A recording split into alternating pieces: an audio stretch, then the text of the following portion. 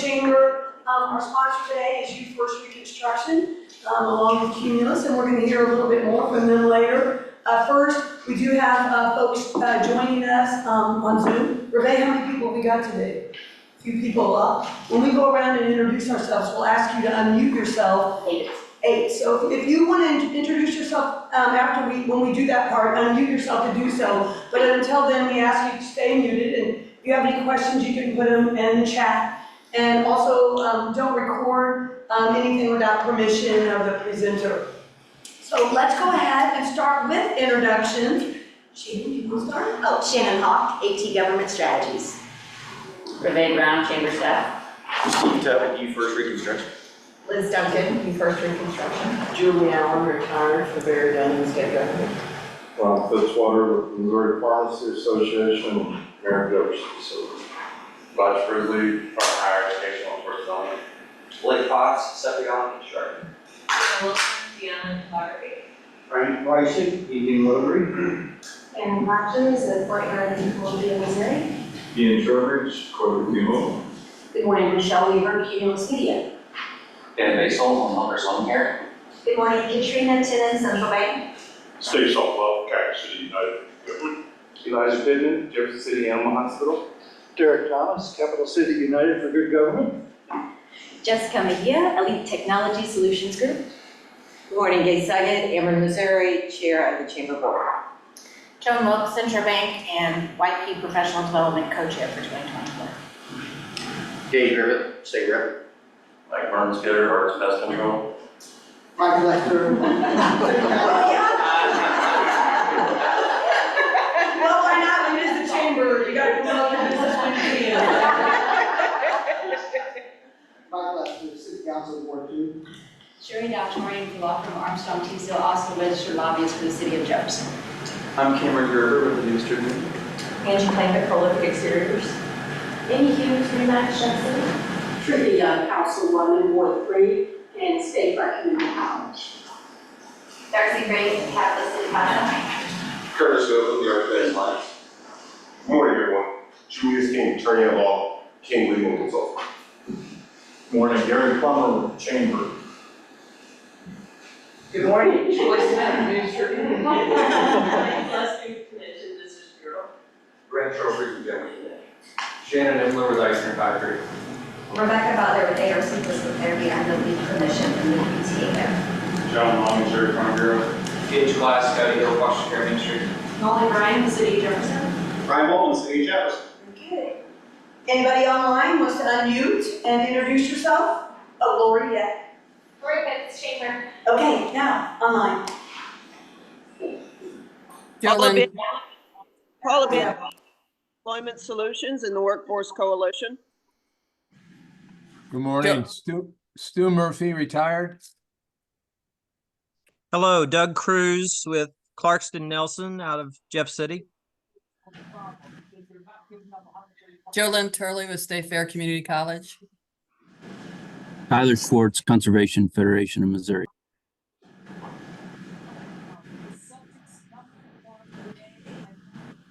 Anyone else? Okay. I also want to welcome some specific new members that have joined since we came together and had a Friday coffee last time. But before then, we had a new member welcome, as some of you know, because you had to have your coffee and networking outside the door. If you're a new member and that you were at our new member welcome, why don't you raise your hand? You already introduced yourself. So just to get an idea of the new members, that this may be their first Friday coffee. I know, Ian, you were here last time, but for some of them, this might be the first time that they've come to this event. So welcome. Specifically, some other members that we welcome: Brightspeed Business, Courtyard by Marriott, Keller Williams, James Whitehead, Nexa Mortgage, Remax, Lila Stark. So those are some members that have joined the chamber since we came together last time when we welcomed them. At this time, I'm going to turn it over to Liz for our sponsor spotlight. Well, we're very excited to be here. I'm going to pass it off back to I know you got a couple of slides. Yeah, you can. Okay, all right. Thank you guys for letting us sponsor this event, and we are very excited to be a part of the Jefferson City Chamber. My name is Steve Tubb, one of the owners of the Youth First Reconstruction. We have just expanded down in this area, so we're excited to get to know and learn more about all the companies and businesses here. You pretty much know kind of what a restoration company does, but we do water mitigation, fire restoration, storm damage, mold remediation, biohazard cleanup, all that fun stuff. And you never want to have to call us, but it's always good to have us in your back pocket in case something bad like that happens to you guys. We also specialize in construction defect and construction work as well, like in tenant improvements.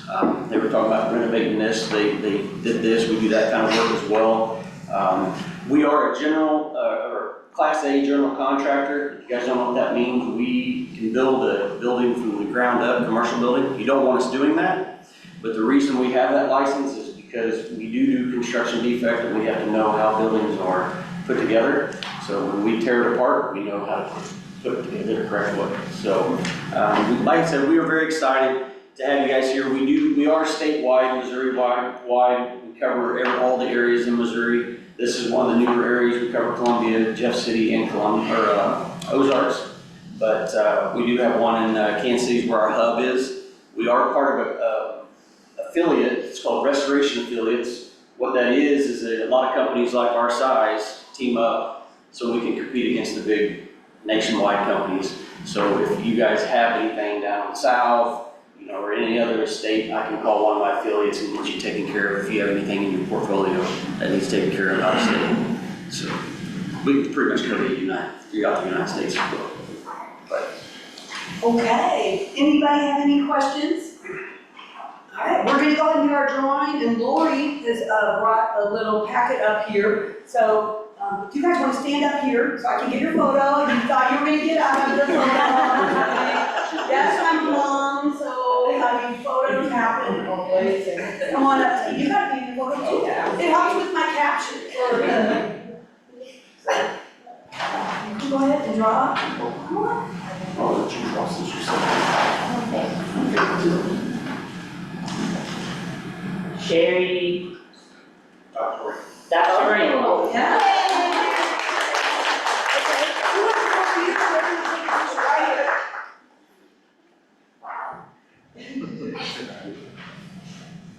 Okay. Good, thank you.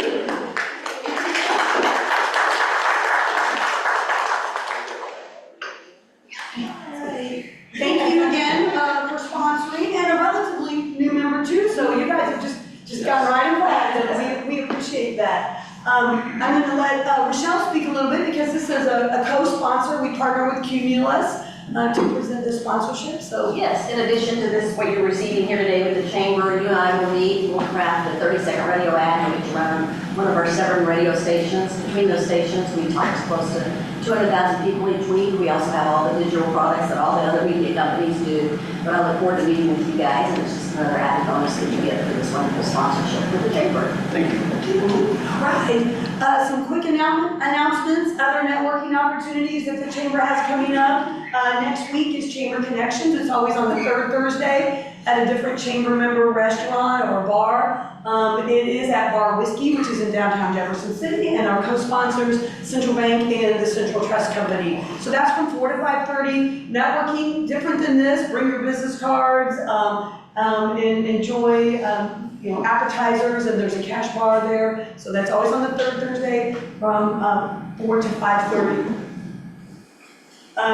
The golf tournament's coming up next Monday. I just want to thank everybody. We've had so much sponsor support. Teams are sold out. All our whole sponsors. Many of you have donated prizes to give away. So we can't get everybody on the golf course, but we kind of feel with the opportunity to give prizes that everybody can be represented.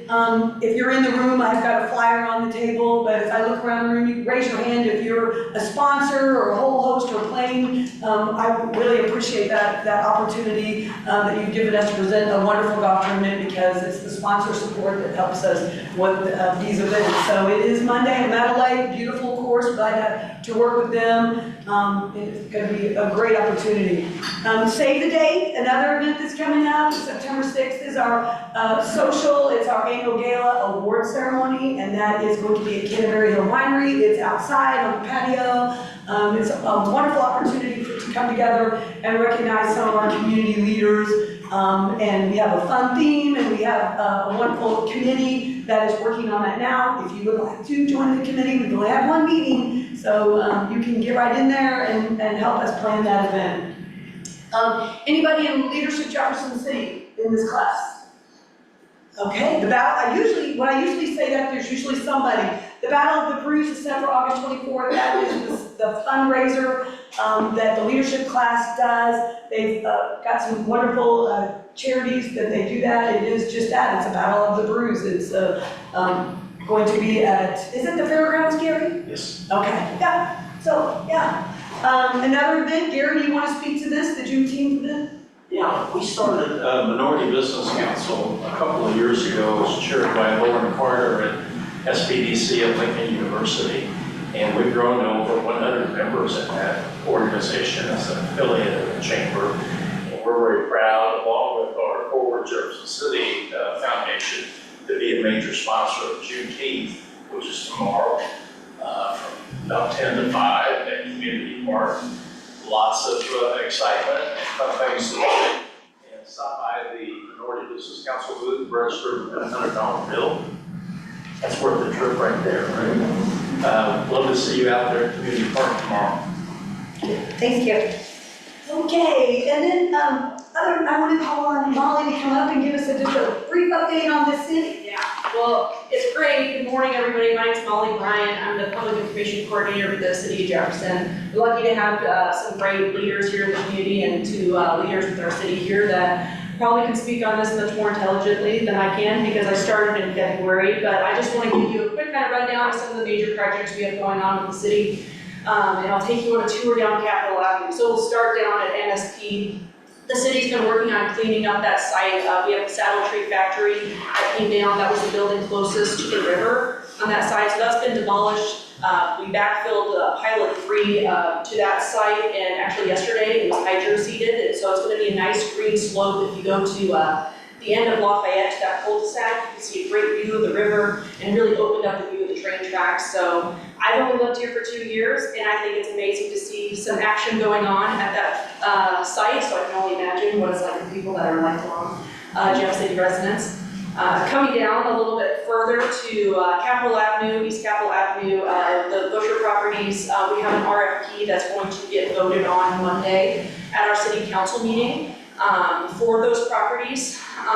So 401 East Capitol and 429, so it's the funeral homes, 429, 401, they kind of bookend that block there.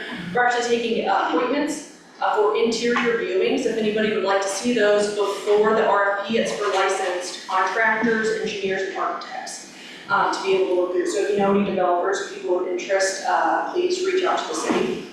Once again, I've only lived here for 2 years, but very excited to see some action going on that block. Keep going down, just quickly we'll touch on 210 Monroe, which was the former News Tribune site. If you haven't drove by, I encourage you to do so. It's been going very smoothly. The demolition of that building is coming down.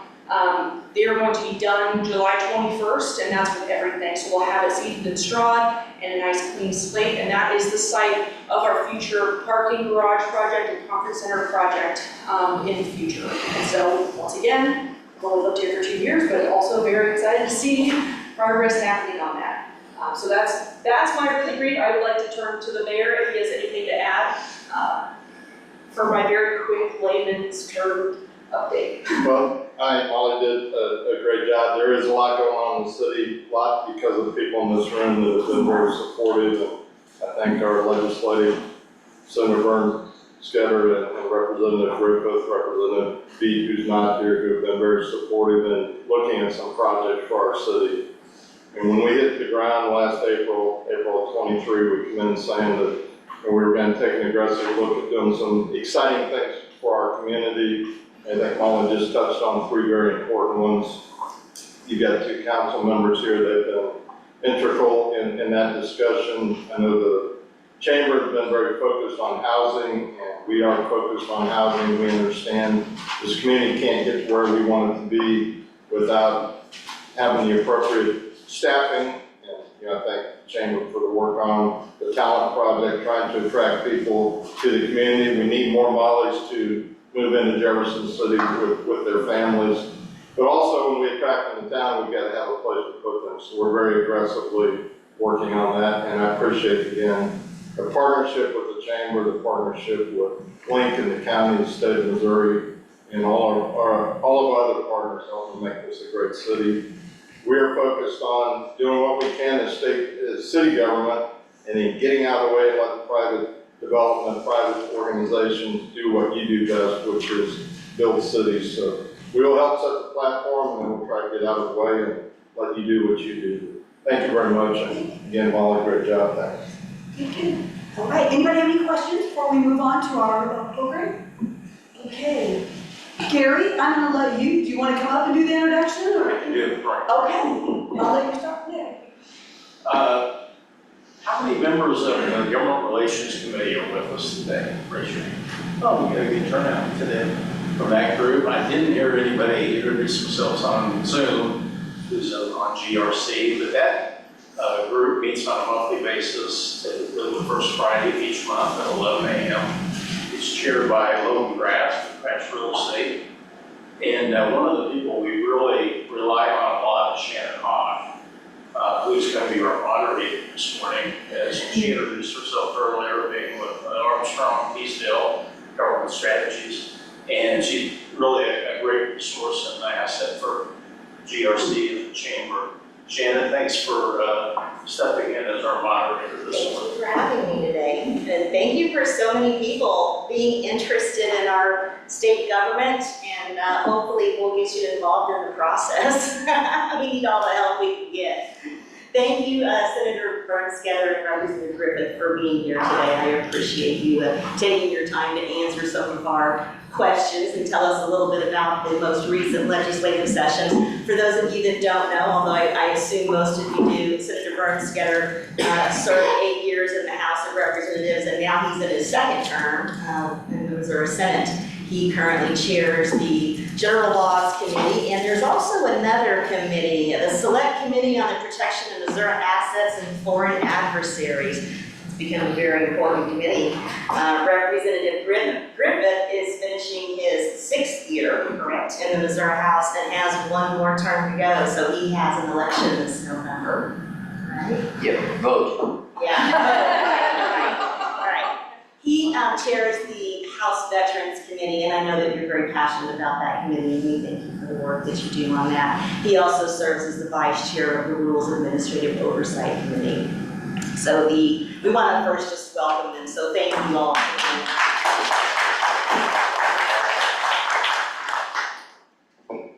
We just concluded the second regular session of the 102nd General Assembly, and there were a record number of bills filed. There were 2,502 bills that were filed that they had for consideration.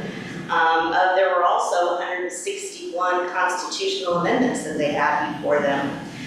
The total number of bills that passed, 48 policy bills and 2 Senate joint resolutions. That's a breakdown of 15 Senate bills and 2 joint resolutions, and 33 House bills, 14 of which were policy bills and 19 of which were budget bills. And some say that, when you have a session where not a lot of legislation is passed, it's a very unproductive session. Others say that, less government is better. What is your take? Well, I think it was Samuel Clemens that said, "No man's life, liberty, or property is safe when the legislature." So, yeah, I mean, it can be a good thing. The less bills we pass, the less things that might affect you. But realistically, there's a lot of small things that need to be done each year, or should be done each year, that didn't get done this year.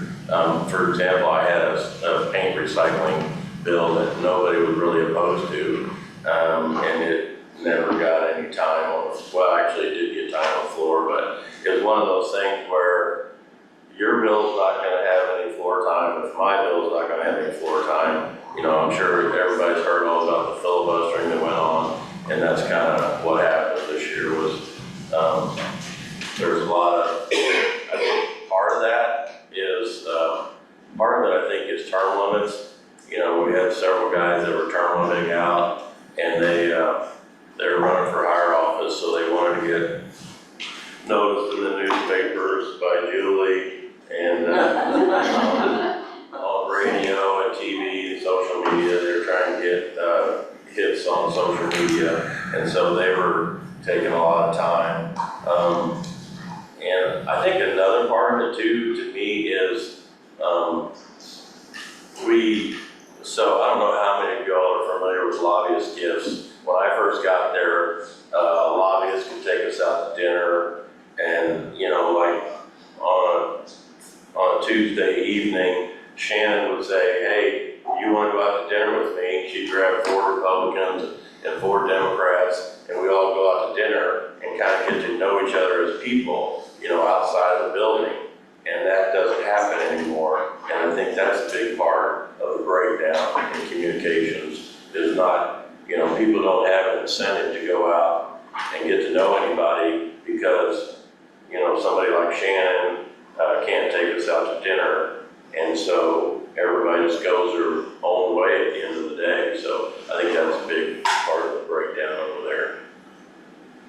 I tell you what, somebody asked me the other day about, you know, the long filibusters that you have in the Senate. They say, Shannon, why do you always take the time to listen to all those filibusters when folks aren't even talking about the bill that's on the floor? They're talking about everything else. They're talking about their favorite movies and their favorite songs and what they're doing for the summer. They're talking about things like that. And I have to tell you that now as a lobbyist, that is the way that I learn more about people personally, is actually listening to some of their talk when they filibuster on the Senate floor, because as the Senator said, we don't need to go out and share that type of camaraderie that we have in the past, and that's definitely lacking in the Capitol these days. So I think that's a very good point, and I think that does add, as you said, to some of the, what we saw in the Senate this year.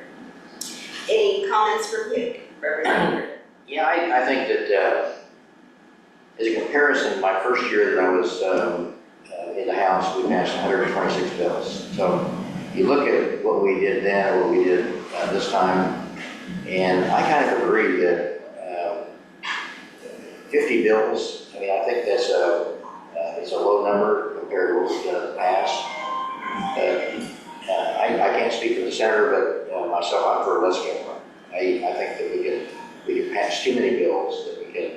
But the bills that we do pass, I think we need to look at them, make sure that they're effective, that they're what they're doing is they're going to better the lives of Missourians. And with I didn't realize we had 2,500 bills that were filed, but of all those bills that are filed, each one of the House representatives and the senators that file those are bills that they're passionate about for their district, the things they want to do for their district.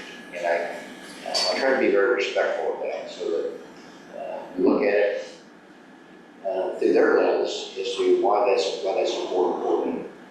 I know the bills that I file, many of those bills that I file have been veteran bills because of being on the Veterans Commission.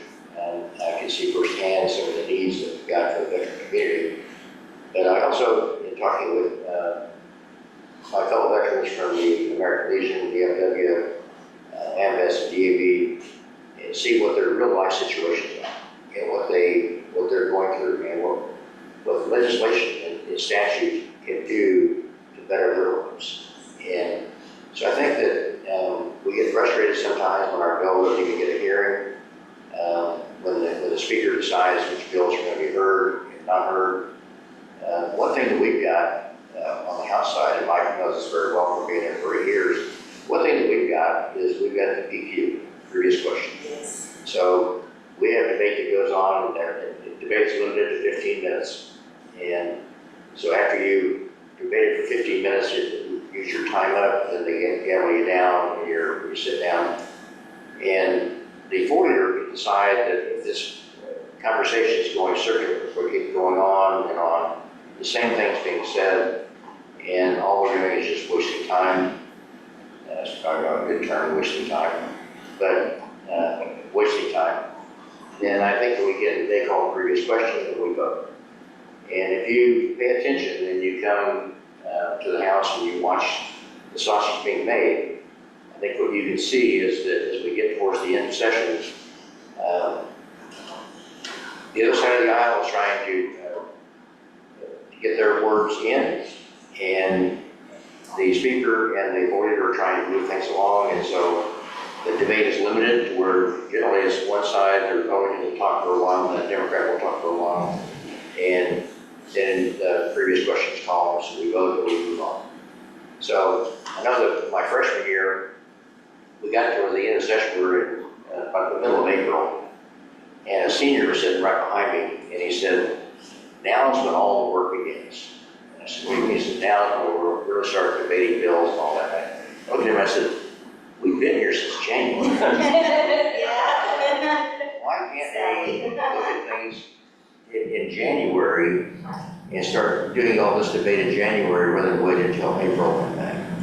And so I think that's the frustrating part of it for me.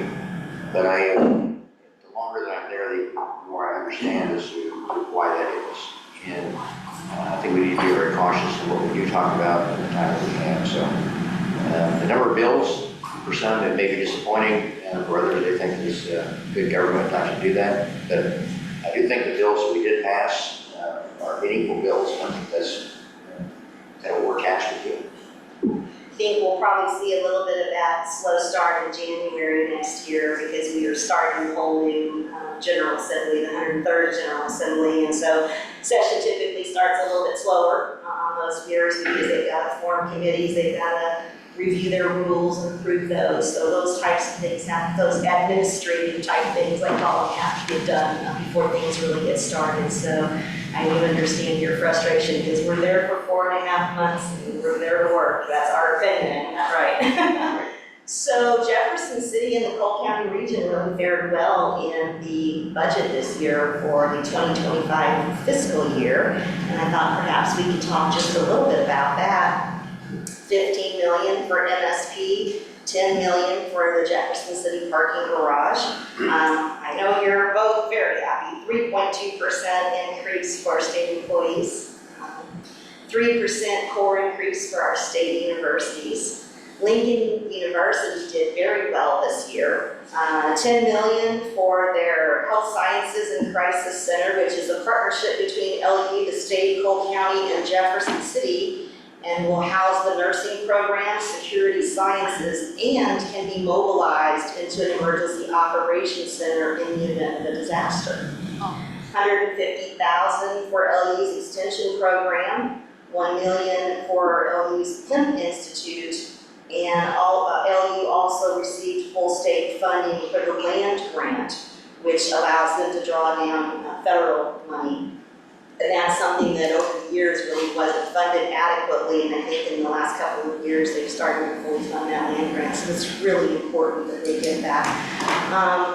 We still owe them some money though, don't we? We still owe Lincoln some money. $121 million. Yes, we're not funding the Lincoln grant. But talk to me about some of the things that passed in the budget that you worked on and are very proud of, and especially for this local community. I think you just said it all. I tried. I wanted to help you. I didn't want you to have to remember all of those numbers. Yeah, glad you helped out. Yeah. So yeah, the governor proposed 50-some million for the MSP, the old prison, and it was taken out on the House side, and I got to put back some. I said, if we can't, if we can't do what the OAS's grand plan for the Missouri State Prison, and I said, if we can't do that, at least let's put a roof on and seal up, put windows in. Let's get a little money in the budget so those buildings aren't deteriorating like they are. At least let's stop the deterioration. So luckily the Senator Huff, the Senate Appropriations Chair, agreed with me that we put some money in for the old prison. The downtown parking thing,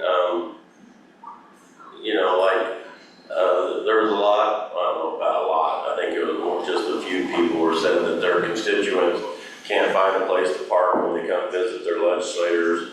And, I don't think that's Jeff City's fault if we can't find a place for And so I worked with the mayor on getting some money in the budget to, with the parking, with the development, fund part of the parking for the development. And then, like you said, Lincoln University did really well as well. I think that MSP is really it's a hidden gem that we've got in our communities, and it's something that we need to take a real close look at. I think for a long time, I think the tornado in 2019, I think raised awareness as to what has not been done, and how by not doing anything, the deterioration of MSP is something that's going to be inevitable if we don't do something. I think that right now, the city's got an agreement that there's $2.2 million, I believe. Brian, is that right? $2.2 million that needs to be spent. The city, the state gave. And so there's $1 million going to go up over at MSP. It's going to be over the farmer's market. The food trucks will come in there and be an event center. So there's things that could be happening over there. But I think that the mayor and I had a meeting with our budget chair, Cody Smith. And I believe we asked him for $25 million initially. We found that you go in high and you accept whatever they're going to give you. But the $10 million, I think, is something. And when you have bills that are being filed by representatives and by senators that are addressing parking and wanting to change the parking system in our town, then I think that it certainly got my attention, and I know it got the attention of the city, that something needs to be done. We want visitors to come into Jefferson City to be able to have a good experience. And if they're coming to visit their representative or their senator, and they park and they get a ticket, or they get 2 tickets or 3 tickets while they're there on their visit, and that leaves a bad taste in their mouth. So who do they go to? They go to their senator, or they go to their representative, and there's complaints that are made. And as a result of that, there's legislation filed. And for me, that's that kind of legislation is a waste of time for our analysts, our research folks to have to spend time doing that. But I think if we take a positive approach to it, that we look at how we can correct that.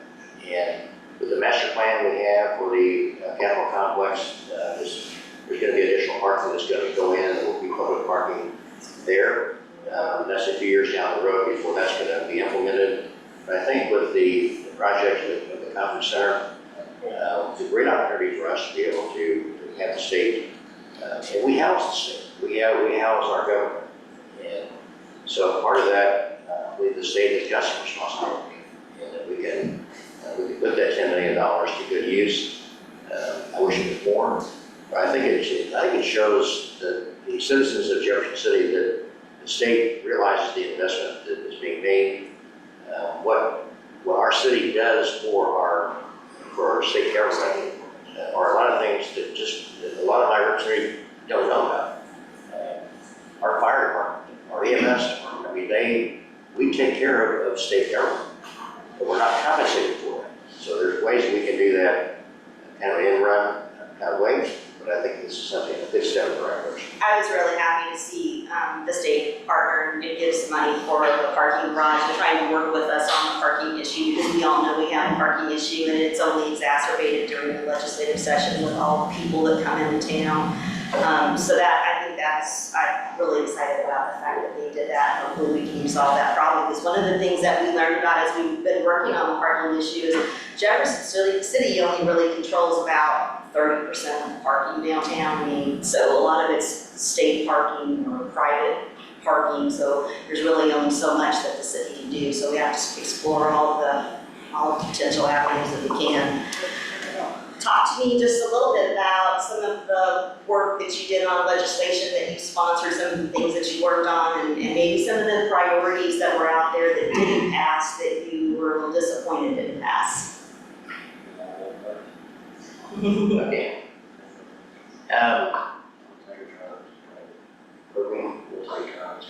Okay. Yeah. I like it. Mike and I do get along very well. And a lot of the bills that I handle, he carries for me over in the Senate and vice versa.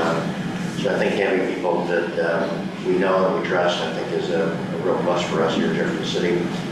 I got 3 bills that passed this year. I got probably the one that I'm the most proud of is the veteran suicide bill, House Bill 1495. That passed out of the House 156-0, down the Senate 30-0. So I think you can see by that it's got bipartisan support. It's something that I think all of us are concerned about as far as suicide and what the effect has on our society. And when it hits home locally, I think to me it's even more of a priority. 10 months ago, we lost a very good friend of ours, a very good friend of the Chambers, that a very young man had 3 teenage kids that committed suicide as an Afghan veteran. 2 weeks before he committed suicide, I met with him at the Legion and talking with him. I would have never known that there was anything going on. But I think it's not just our veteran community. When I filed this bill, I filed it really to address veterans, but I hope that the conversation that we had will spring forward to not only just veterans, but also for the general population. 3 years ago, in Eugene, Missouri, a 9-year-old committed suicide because he was being bullied at school. When we get down to 9 years old, we've got a crisis on. We've got something we need to address in a real positive way. And 1495 is going to really force the Missouri Veterans Commission to have an additional priority to provide data to the House and the General Assembly as to what's being done and how that goes on. Some of the budget, as far as the budget goes, I asked for $1 million for a company called Welcome Home. Welcome Home is out of Columbia. They are been around for over 30 years. They take homeless vets off of the street, providing them with a place to live, providing them skill sets so they can get back into society, working with the VA to get their VA benefits taken care of. So what they're doing, and this bill got vetoed last year, and these are conversations that we have, and once the bill is vetoed, going back to the governor's office and trying to find out why that bill was vetoed. And the bottom line was that they didn't see any matching money that was coming from them. So the conversations I had with the governor's office, I can guarantee you there will be matching money. So whatever the state invests in them, they will match. So we'll see if he vetoes it again this year. I'm hoping that he doesn't. But there's programs like that a lot of people will think are earmarks that want to be, we're trying to take care of somebody, but or do something for our own district that it's going to benefit our own district and not really anybody else in the state. And I think we can look past that to what's the end result going to be and what are the results going to be from passing that. So, Senator? So, I don't really know how many bills I filed this year, probably 10 or 12, something like that. And I had only 2 pieces of the bills that I filed that actually got all the way across the finish line. One was a public safety bill. Everybody probably that lived here anyway at the time remembers when Elizabeth Holton was killed about 15 years ago, and her killer was up for parole. That got changed here a while back. A couple years ago it got changed, and then it might have been in the bill that Dave just mentioned. It got vetoed last year, and so that public safety bill, that piece about parole, got hopefully the governor will sign it this year. And then I had another piece that was teacher retirement. Teachers' retirement is very restrictive on what they can do after they retire, and we found a problem there, and so I helped fix that problem. But as far as like the bills that passed, I would say that the education bill was a very big bill, a very important bill. It's going to provide a lot more funding for education. And then also the state employee that Shannon mentioned, state employee pay raise. And then there's a lot of other things that are happening around Jeff City. You know, the governor's building, there's going to be a health lab being built here. There's $600 million in the budget to redo the state capitol at some point when they come up with a plan. So there's a lot of things that are gonna be happening in the next few years around Jeff City. Absolutely, money for broadband's forthcoming and has been coming, and I think there's more coming, and money for hopefully for roads and bridges and some of those projects. We're seeing a lot of money for that. So. You know, the I-70. I-70. The I-70 thing is gonna be huge for our state and probably for the country too. For, you know, like I was talking to a guy at MoDOT, and I said, why do we need 2 lanes or 3 lanes of traffic in Missouri? You know, what is the difference? Because when you drive to Kansas, like, they got 2 lanes and it's fine. But the road count is so much higher in Missouri than it is in Kansas. And I can't remember the number, but it was like 80,000 cars a day through Missouri and like 10 or 15,000 through Kansas. It was just an incredible number. So I guess, and it's just from our where we're at in the state or the country, that Missouri is, you know, so many people come across I-70, so that's going to be a huge thing for the state. You know, when I was on the city council, I started with the chairman of Campo, and the advisor came in and showed us a map of the United States and showed us how everything from the East Coast filters down and it comes down into I-70. It goes across the state, and once it gets to the Kansas side, it spreads out and goes in different directions. So the traffic count that we've got, and if you've driven I-70, there have been some improvements that have happened on it. I think this year we also addressed I-44. If you've driven I-44, then you know that also needs to have work done on it. I think we're addressing our infrastructure. Groundbreaking yesterday, I think it's a start. Absolutely, thank you. We have some ballot issues that are coming up in August and November. We have a couple of them that we know of in August. One deals with property tax exemptions for child care, property used for child care outside of the home. And the other one is a revisit of funding for the Kansas City Police Department. And then we have a couple of SJRs that passed that will be placed on the ballot. And one of them deals with funding for current and former sheriffs, prosecuting attorneys, and circuit attorneys, funding for their retirement. And then the other one is a bill that deals with a variety of provisions relating to the election laws. But we hear that, you know, through the initiative petition, we're waiting to hear, but there may be some other issues that are going to be placed on the ballot. I know abortion was one of them, legalizing sports betting and state minimum wage. And just, I want to be sure to allow time for questions from everyone, but just wanted to ask if you have anything that you'd like to mention about any of the initiatives that are going to already be on the ballot or those that may be forthcoming. I mean, I'm in favor of the child care. I mean, that's a big thing with the Jeff City Chamber and the Missouri Chamber, you know, trying to figure out how we can get people in the workforce, I think child care is a big hindrance to some people. I'm in favor of helping out the police department in Kansas City. What were the other ones you mentioned? Sports betting? Oh gosh, funding of retirement funding for yeah, current so former sheriffs. I worked on that last year. There was 2 pieces to the sheriff's retirement funding, and I passed a piece last year, and then another senator passed a piece this year. There was 2 parts of that. That was a 2-part bill. And so if y'all aren't familiar with that, there was a court case where, like, if you went to court, you had to pay a fee, and some lawyers fought it and said it was only a $3 fee, but they were like, you know, I really shouldn't have to pay this $3 fee, and the judges agreed that you shouldn't have to pay this $3 fee. So we've been working on a fix for the sheriff's retirement for 4 or 5 years probably. I can't remember how long the court case was going on. But Something's going to have to happen soon. yeah. Well, I think the property tax, and that seems to be that we talk about a lot.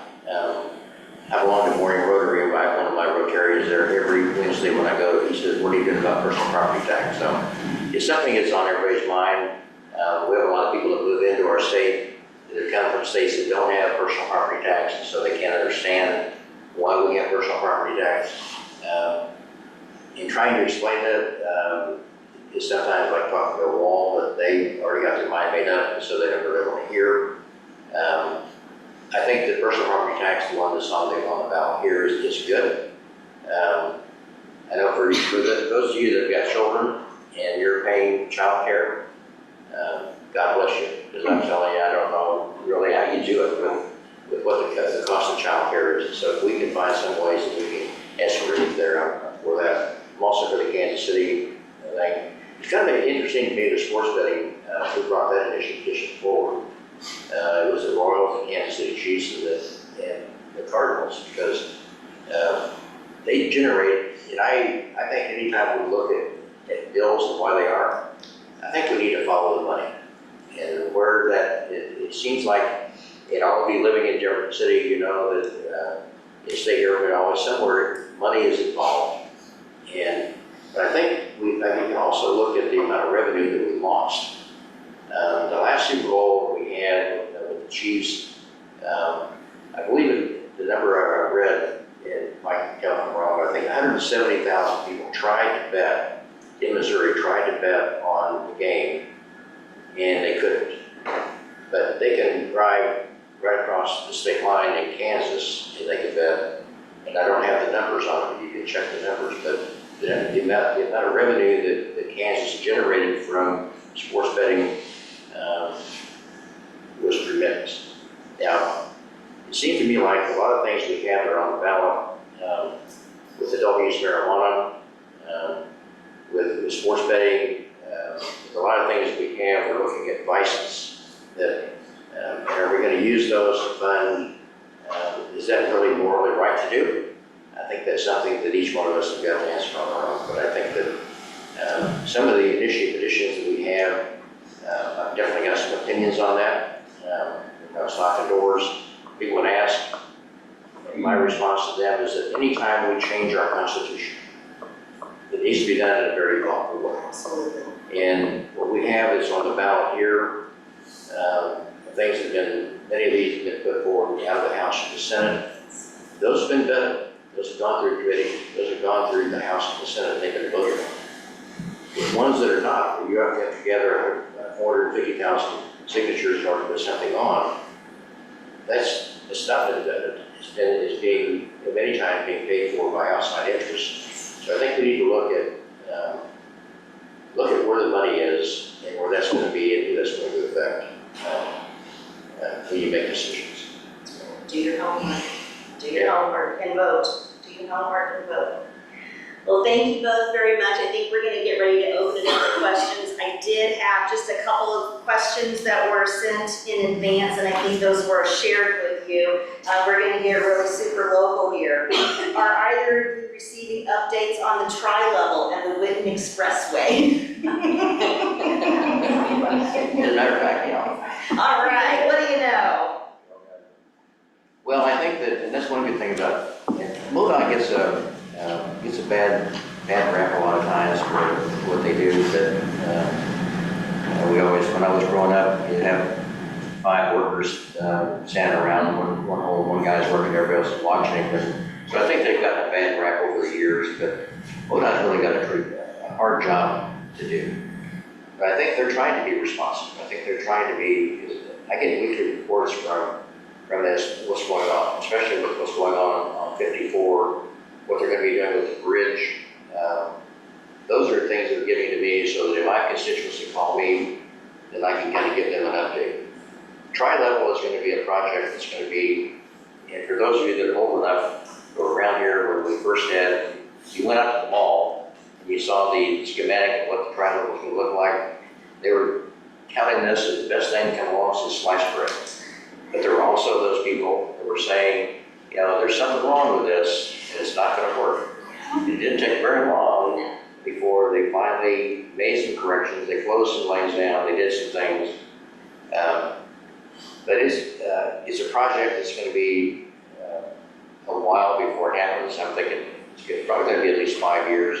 But the projects we've got on I-70, I-44, bridges that we've got, they've got, and they're stiff, they've got a plan as to how things are going to happen. So is it in the 5-year stip? The last I heard that it was, I know that it was a priority for Governor Carson, We'll find out the new governor where that priority is. That kind of drives what the STIP is, and that can be changed, so. I feel bad because at the Capitol, we're always so bad about using acronyms, and I apologize, because people say all the time, what are you saying, what are you talking about? We just said 5-year STIP, and we knew what we were talking about, but for those of you that don't know, that's something that MoDOT works on every year. They plan 5 years out on all of the projects that they're gonna work on across the state, and so we're thinking that the tri-level is involved as part of that 5-year STIP. MoDOT, so thank you. Yeah, and that's what I've heard too, is part of the 5-year plan. It's not gonna be done immediately. Shannon, we have time for maybe a couple of questions from the room. Okay, perfect. Sure. Could I just add to the question? Because as they indicated, that is accurate. It's in the unfunded long-term project. I think it's projected between the tri-level and the expressway, the Whitney Expressway. You can't do one without the other, so that's about a $100 million project. We were fortunate through the chamber initiative, through their transportation committee, and then the city got involved, the county and Campo, which the representative represented, to raise $500,000 to do a local, hopefully a pre-study to get MoDOT, and MoDOT has supported us in going through the RFP. So people around the community, if you remember the beginnings of the Lafayette interchange, it was a local group that began the process to lead up to the discussions with MoDOT. So Campo has committed $250,000, the city's committed $125,000, the county's committed $125,000 to begin the process of studying that project. Our goal is to move it out of, I think it's in the 10 to 20 year range now, up to the 5-year project. It's going to take federal money. I mean, we've already had discussions with Congressman Graves, depending on what goes on in the House, and whether he continues his chairmanship and has access, hopefully, to some federal money. But we have begun the process as a community of saying this is a priority. It can't wait 20 years. And a local group again, and again, the chamber was very active in helping to pull together the right players to raise that $500,000. And MoDOT is not actively involved because it's, they've already got on their unfunded needs, but my understanding was they helped look at the RFP to make sure that what we're doing will be a benefit as that process moves through. Thank you. Do we have any other questions? None. Well, I had one other question that was submitted in advance, and it deals with access. And this is one of the things that we talk about here at the chamber a lot, and here in Jefferson City is access to housing, affordable housing for those that either are unhoused or homeless. And what we are doing here in Jefferson City to engage in the process of trying to develop more affordable housing for folks, and to figure out how we're going to handle, locating and relocating those that are homeless and trying to give them the help that they need. And I know that the city is very engaged in that process right now. Last night, Councilman Lester and I spent almost 4 hours, I think, in a work session along with a lot of other folks on planning and zoning, talking about this very issue and going through the Jefferson City code and trying to figure out things that we could do to change the code, suggestions that we could make to the city council to change the code to make it a little bit easier for developers to come and want to develop in our community. What changes can we make to streamline that process for them? So that's something that we're working on at the local level of the city. But what are you hearing, if anything, at the state level in the legislature about this issue as a statewide issue? I know there was something about the homelessness issue in House Bill 1606 a couple of years ago, but it went to court and got thrown out based on that particular provision, which has been something that's being discussed nationwide now. And I think it was over the penalty provision specifically. But is there any other talk that you're hearing of in the legislature about dealing with this issue? Nothing other than the low-income housing tax credit. You talk about acronyms, I think it's called LIHTC. LIHTC, yeah. No, and I think that's one thing, LIHTC is something that, when we start talking about tax credits, talking about tax credits on the House floor or the Senate floor is kind of like cussing at church. It's something that you don't want to hear. It's something that they don't want to talk about because, like anything else, I mean, there's some good tax credits and there's some bad tax credits. The bad ones seem to have a tendency of floating to the top, and you see those, the really good ones, where they are providing a service to Missourians is less talked about. But that's something that I know that in 2019 was one thing that I think made a major change in our community. My wife and I and daughter, we were on vacation, and my son called me, and then Wednesday night he called me what had happened. When we got back, we didn't even unpack. We drove down, and I walked Jackson Street. And I had walked Jackson Street when I was campaigning, and a lot of those families live on Jackson Street. I knew we knocked that street twice, and to be able to walk down that street and see how the lives of those people were dramatically and forever affected, and trying to find, and a lot of those citizens that live there, a lot of the citizens we had that were impacted with low-income housing in Jersey City, pretty much just left town. They lived with neighbors for a while, and they couch surfed, they did everything they could, but we lost them. And it is an issue that we've got to take care of. And I think I can't speak for the senator, but I know that I would try to do anything, and I know he would try to do anything we can to try and provide some assistance. But the community is working well, like the work groups that are going on. I commend you all for spending 4 hours talking about it. That's a lot of time. But it's an issue we need to address, and we can't just put it on the road. It's amazing just the little tweaks that we found that, maybe that recommendation can be helpful. But I guess that's what you have to do every now and again is go back through that code, right, and update it. And some of the discussions that we had last night centered around how things needed to change because of the times, because the times have changed. And so we have to go back through and look at the code as today, not when it was written, and how things have changed since then. So. Well, and it also affects the recruiting for industry. When you got a Tashi that's trying to bring people in, and there's not any place for them to live, I mean, that's getting down to grassroots to where the issues are. When you've got Quicker, this housing people in Old Summit, and busing them back and forth to work, then we've got an issue that's got to be addressed, and I think I commend the city and everything they're trying to do. We want to thank you all very much for your time again, for being here today. Thank you very much. And thank you all.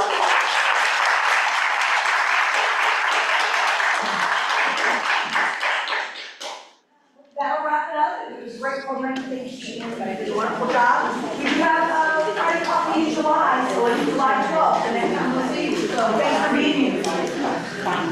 Thank you.